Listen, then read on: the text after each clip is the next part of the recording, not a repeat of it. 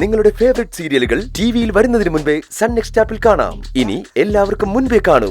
ഇപ്പോൾ തന്നെ sun next app download ചെയ്ത് സബ്സ്ക്രൈബ് ചെയ്യൂ.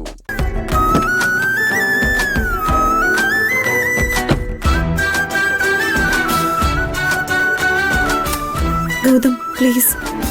ഒരു പ്ലീസും ഇല്ല, മിടിക്കായിട്ട് അങ്ങ് ഓടിച്ച്. എനിക്ക് നല്ല പേടിയുണ്ട്. എന്തിന്? നീ നന്നായിട്ട് ഓടിക്കും, ഞാൻ കണ്ടല്ലേ. ഓടിക്കേ, കമോൺ. ആ സീറ്റ് ബെൽറ്റ് ഇട്ടിട്ട് വണ്ടി അങ്ങ് സ്റ്റാർട്ട് ചെയ്തേ.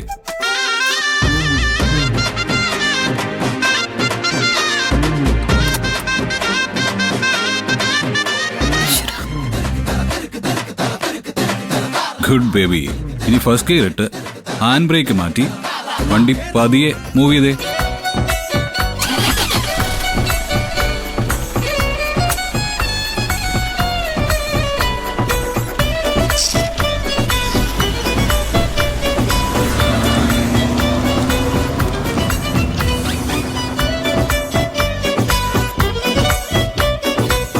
ഇത്രേ ഉള്ളൂ. ഇതിനാണോ ഇത്ര വലിയ ബിൽഡപ്പ് ഒക്കെ നടത്തിയത്? ആ, ഇനി പടപടാന്ന് ഗിയർ അങ്ങോട്ട് മാറി.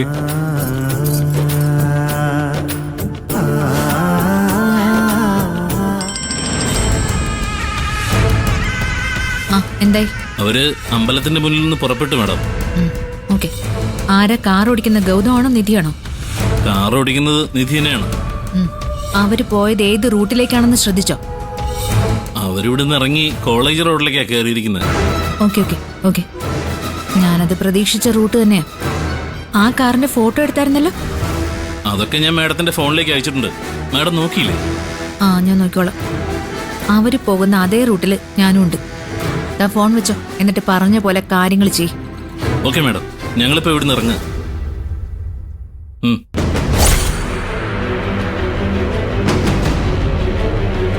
അതെ, കാറൊന്ന് നിർത്തി.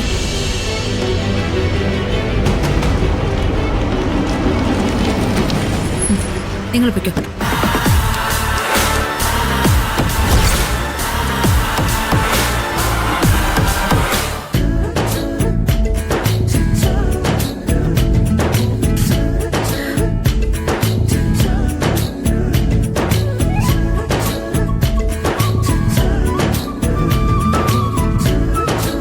പുതിയ കാറൊക്കെ കിട്ടിയപ്പോ ആളങ്ങ് എക്സ്പേർട്ട് ഡ്രൈവർ ആയതുപോലെയാണല്ലോ വണ്ടി ഓടിക്കുന്നത്. എന്തായാലും അടിപൊളിയായിട്ടുണ്ട്. അതെ, കുറച്ചുകൂടെ സ്പീഡൊക്കെ ആവും കേട്ടോ.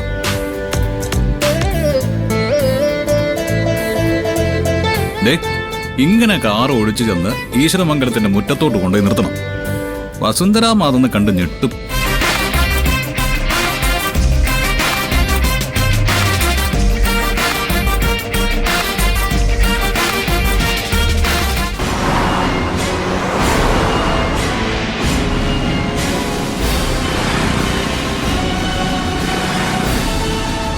ആ, സ്പീഡ് വേണേലും കുറച്ചുകൂടെ ആവാം കേട്ടോ.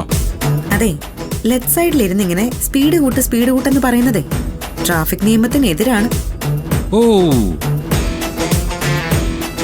മാഡം അപ്പൊ ട്രാഫിക് നിയമങ്ങളൊക്കെ പഠിച്ചു തുടങ്ങിയോ? പിന്നല്ലാതെ, ട്രാഫിക് നിയമങ്ങൾ അണുവിട തെറ്റിക്കാതെ വണ്ടി ഓടിക്കുന്ന ഡ്രൈവർ ആയിരിക്കും ഞാൻ.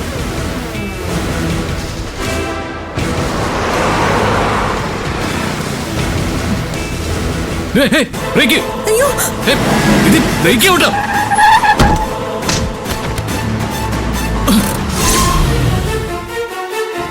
അയ്യോ, ഒരു പെൺകുട്ടി നമ്മുടെ വണ്ടി ഇടിച്ചു.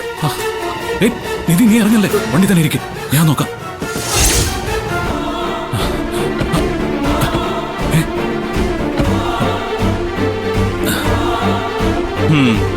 ഈ കാറിന്റെ വരവ് കണ്ടപ്പോഴേ തോന്നി എവിടെയെങ്കിലും കൊണ്ട് ചാമ്പോന്നു.